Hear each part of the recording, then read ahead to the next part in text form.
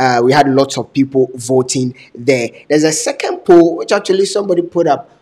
You have a team currently, Osimhen and Rashford. Who would you pick to lead your line? Guys, let us hear from you. But we have to talk about Manchester United. I mean, on Thursday, they beat Barcelona. We always say football is a game of two halves. In the first half, Barca were all over United. United comes back in the second half. They turn the tides around.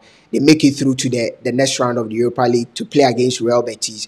It may look on paper very easy, but Betis are a very stubborn side. But I think that United will sail over them. But listen, let's look at Manchester United. Just this evening, in 6 years, after spending over 1.8 billion pounds in the in the last 6 years, United have spent over 1.8 billion pounds in the last 6 years. The first trophy, you see, when it comes to United, no, go and check in the last 6 years. So go back to 2000 and what? Yeah, 2023, 2017. From 2017, the money United has spent on expenditure. Even this season, how much have you spent? You spent over almost 300 million pounds. Just this season. 1.8 billion. You see, just this season has United spent almost 300 million. Mr. Producer, you get just that. This season, producer will get it for you. See, when it comes to them, they want to change their mind. But truth be told, for me, I love what I've seen with Manchester United. I was telling Kofi some time ago that whatever United is doing, it needs to culminate into something. People may jab Ole for whatever it is. Ole, at some point, was challenging Manchester City. He was second once, third once.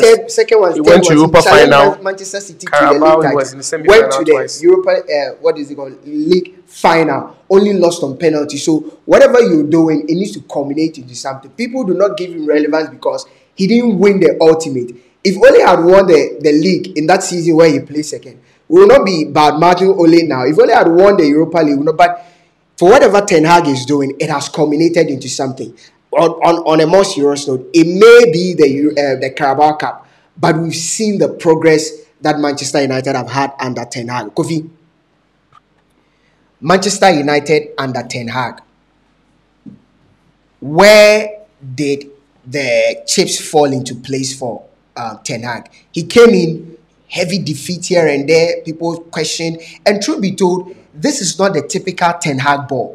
If you've studied this man over the years at Bayern and at Ajax, this is not the Ten Hag ball. So some may say the best is even still yet to come. I think that he's playing to the tune of the league, and that's what smart managers do. You don't just come from the get-go, introduce whatever you want to introduce. Even Pep Guardiola did the same thing. At some point, you see him, tinker here and there. He doesn't play the typical Pep Guardiola game because this is the English Premier League. If you do not take your time and slot yourself in, you might get, caught up and all of that. And I think that that's what he's doing. He's working his way to getting the best of Manchester United. But truth be told, I'm happy with what I've seen.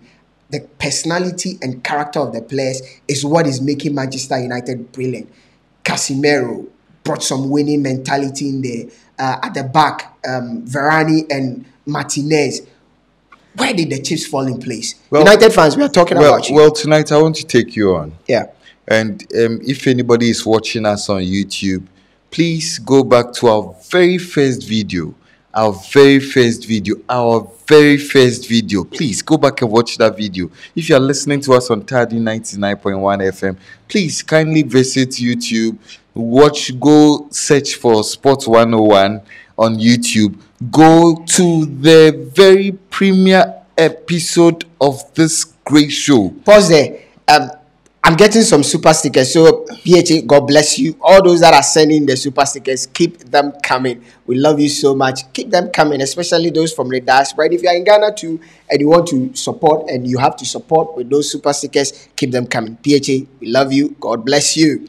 Well, so Miracle Worker, in that episode, you told us that the players that this guy, Ten Hag, was signing were absolutely mediocre. Yes. And they were players that would not make the grade in the EPL and will not make the grade anywhere else in the world. I stand by that comment. You still hold your horses on that? Let me explain. Because if you look at the relevance of Manchester United now, it was, at the time I made that statement, they had not signed Casemiro. You remember? And the relevance of Manchester United now, 80% is dependent on the impact that Casemiro has made. I disagree. And the resurgence of Marcus Rashford. Marcus Rashford wasn't signed by him. Well, I disagree. Look at the players. I disagree. I'm sure even the United fans are not happy with Anthony. I disagree. I think that... And I spoke fond of Martinez. So my qualms was that at the time, those players... And the truth is that if you look at the current state of Manchester, the strength of United hinges on the impact, the solidity, and for Casemiro, we'll talk about him, but let's talk about. Well, let's talk about where have the pieces, fallen. The chips falling. Well, I think first of all, if we go back, I mean, prior to United going after a coach, I mean, it was settled down. It had to be settled down between two managers, Mauricio Pochettino and then Erik ten Hag. The narrative then was that Pochettino knew the league. He had been in the league. He had the temperament to look after Kate. And then people say that at the interview of Erik ten Hag, he had three principles. To win, first of all, to bring a style, number two, and then to promote youth. So those were the things that swung Manchester United into opting for Erik ten Hag.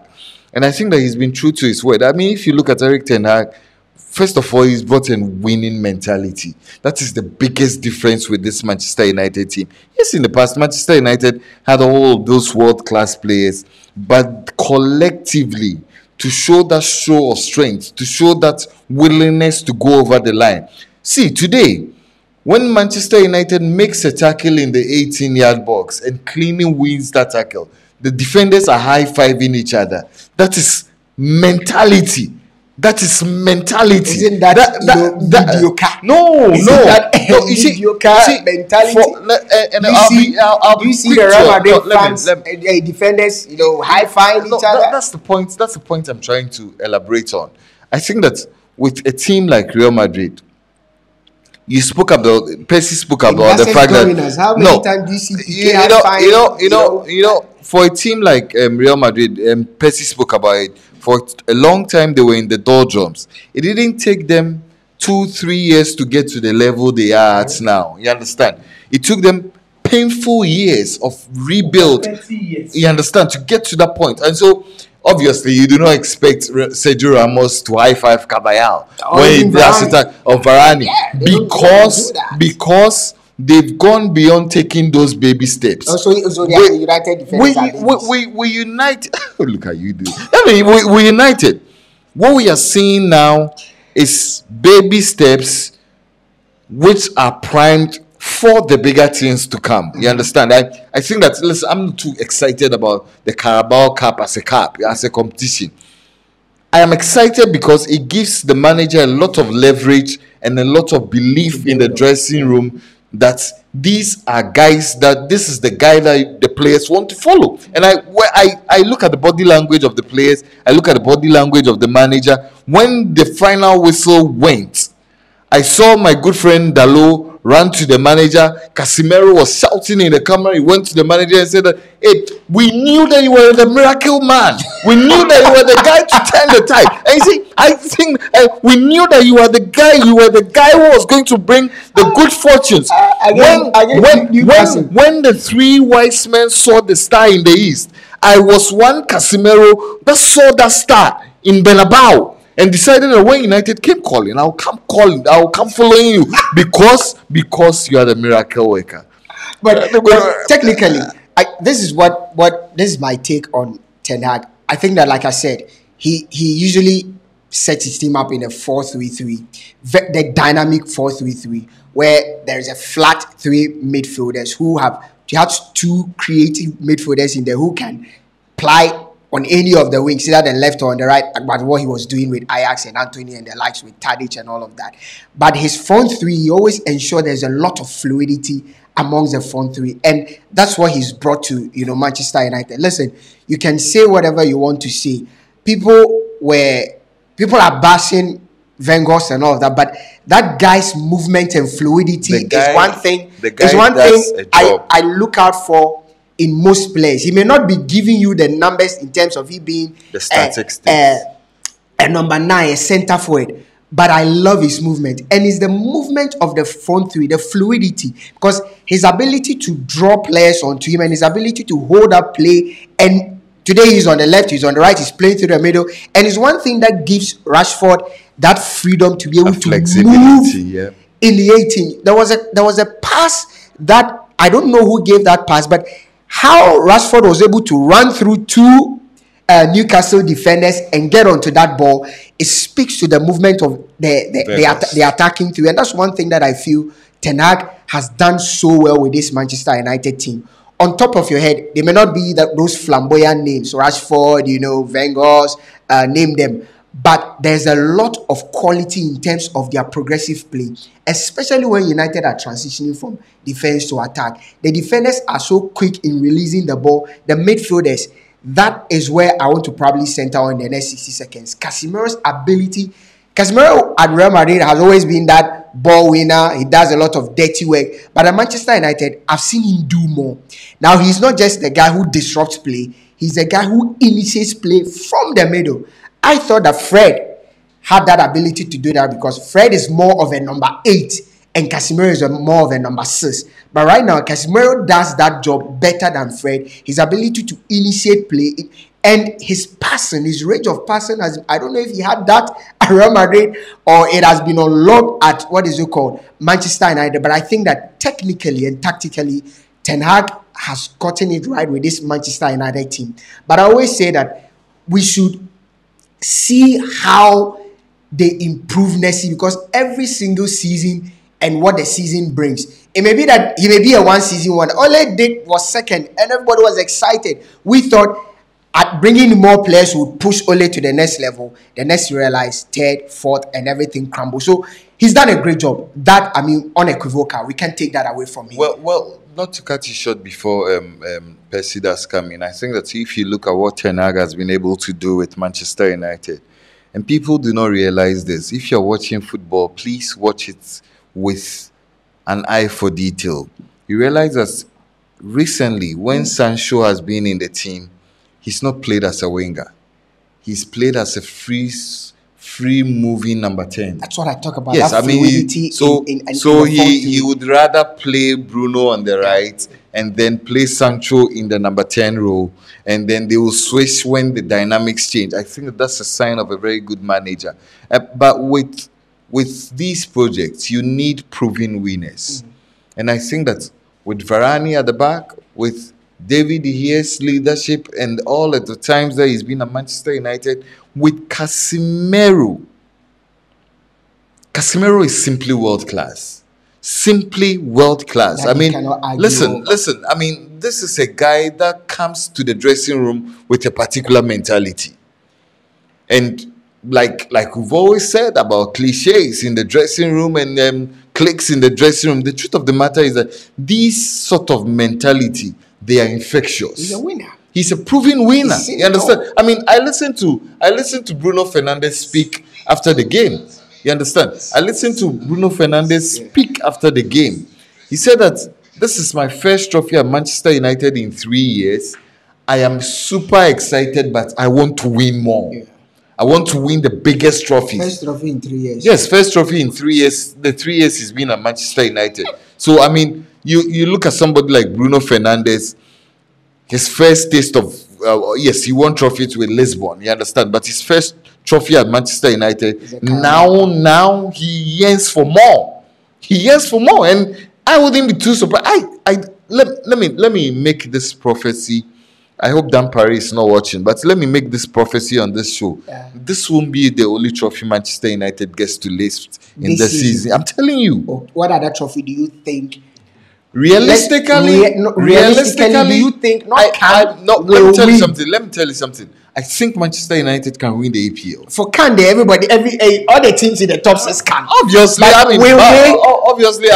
when we pushed you to the wall, you couldn't say Arsenal can win the league. I said Arsenal will not win the league. I am telling you once again that Arsenal will not win the. Manchester United can win the EPL. I think that Manchester United have the quality to win the Europa League also, and We might be talking about a quadruple at the end of the season. Let me bring in Percy.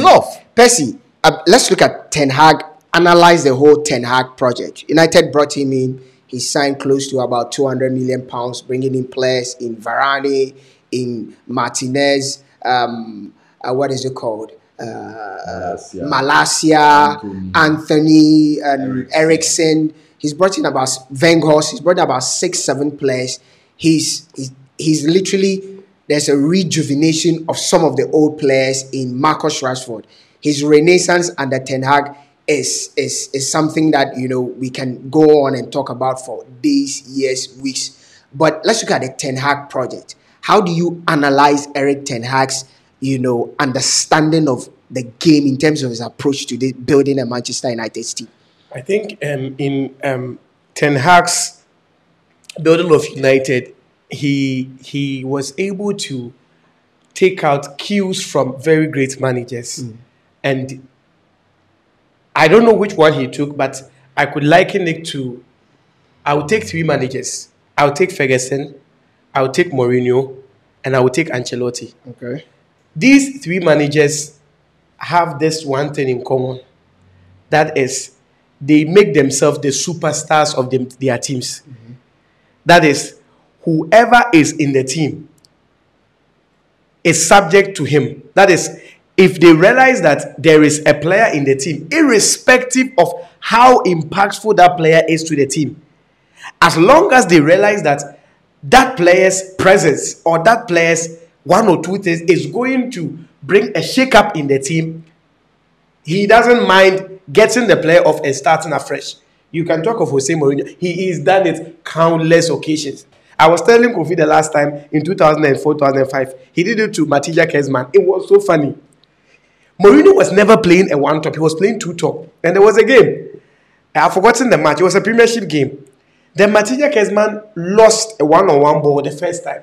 And he did this side 1. He lost it the second time and he did 2.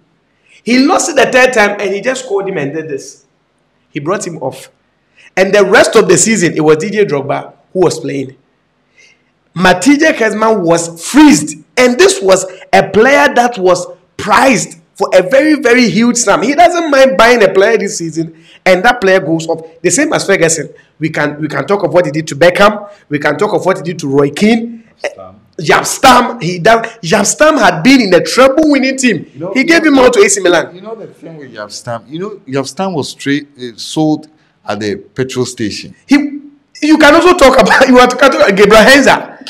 Look at what he did to Gabriel Henza. I want to go to Liverpool. Okay, you want to go to Liverpool? No, then I'll rather give you to Marseille. It was like, okay, I want to go to Roma. That was the end. Look at Ruud van Nistelrooy.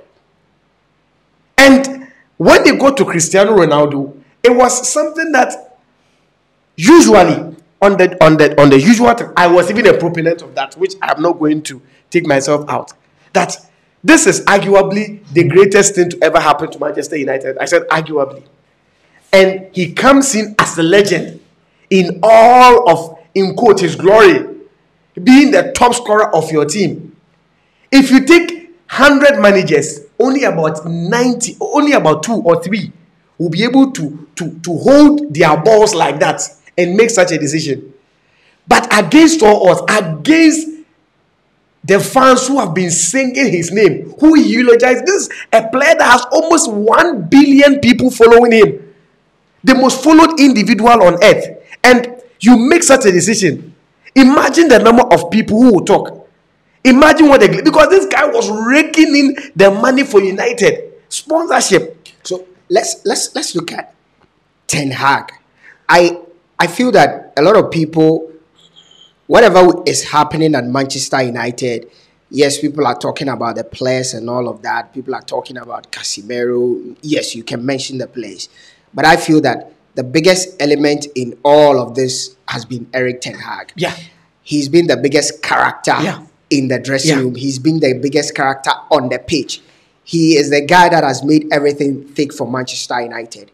His approach to the game, how has it been different from other managers in terms of how he has managed the team technically?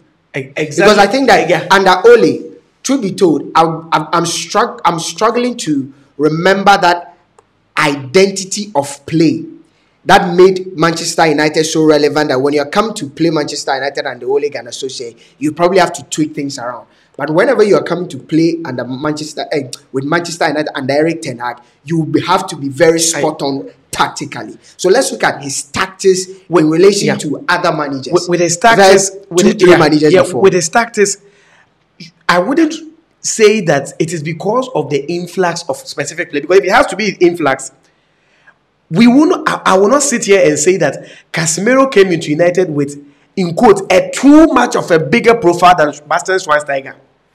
Schweinsteiger came into United having been part of a treble-winning Bayern team, a World Cup winner. That was the profile he came in with. And of course, Casemiro might have won the Champions League for, but this is Bastian Schweinsteiger. So if it is the players, we wouldn't really attack because there have been big players. There was Di Maria who came in winning the Champions League. There was Radamel Falcao. These are players that came into Manchester United in all of what. But with Ten Hag, I think he, like I was saying, he realized that for the team to play to his tune, he has to make the team his own. And one of the things he had to do was that he had to make it that when they are playing, it is Ten Hag playing. There was something that I listened to. I forgot one. He said, if United was going to beat Barcelona or they are going to win the Carabao Cup against Newcastle, it will have to come down to Ten Hag. Because the typical Manchester United going down against Barca, it was going to be a mauling. Because all the times that they met Barca scores first and the rest goes. But you realize that this Manchester United team, even because if you check their 2 games against Barca, all of them, they went down first. But even when they go down, I don't really know what this guy tells them. I don't really know what he has put in them. I don't really know what, because his players that he's gotten are not relatively better than the players that the managers have. If you take Mourinho, if you take Luis Van Gaal, if you take even Ole, they have not gotten, or he has not gotten better players than them, but he has managed to put an imprint. And one of the things that Kofi talked about, improvement of players, Ole had the same crop of players. This was Fred that we wanted to just, the United wanted to shape because we're like, McFred playing in the midfield, it's just shambles. Luke Shaw, there was a time that the fans said Luke Shaw should retire. He should retire because he's forgotten how to. This was Diogo Dalot that United were looking for a right back just before Ten Hag came. Wan-Bissaka was told he couldn't even chase the ball. If you take the midfield, the only addition that came in was Casemiro. If you take the front forward, this was a consistently inconsistent Rashford. The maximum he can give you, that is the man he ever gave, was 22. So we knew that Rashford here, if he plays at the highest, he goes on, he comes off, he goes on, he comes off. Garnacho, of course, we know that preseason he will play. So it's like almost the same crop of players. And now it has even gotten to the point that he has built a system, not players. To the extent that if one player is not in, just like what Klopp did with his Liverpool, he built a system. It's like that even if you put Origi at number 9, they will still be able to do their job. So, for Ten Hag, he has stuck to his ideology. The very thing that he started the season that wasn't working, he learned from mistakes. He kept on with whatever he was doing. And his 4-3-3, because if you watch him at Ajax, he wasn't even playing a recognized centre forward because Dusan Tadic is a false number 9. At Ajax, he was actually playing a 4-3-3. About Manchester United, yes, I see him alternate between a 4-2-3-1 and 4, and sometimes at certain points a 4-2-2 dynamic diamond 4-2-2. But for most of his technical approach to this Manchester United team, it has been a 4-2-3-1 with either Casemiro and Fred or Casemiro X, whoever he decides to pair in the middle, with Rashford, Bruno Fernandes, and Sancho, or whoever he decides to play with Weghorst. But that's I talk about the fluidity. It's the fluidity that makes you were saying something excellent about Casemiro. Casemiro, whatever he's exhibiting now, probably maybe you didn't watch him at FC Porto.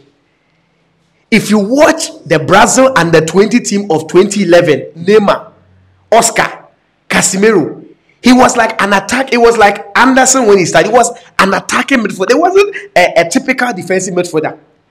That under 20 team that they took to Olympic Games in 2012, he was a typical box-to-box midfielder who could advance in a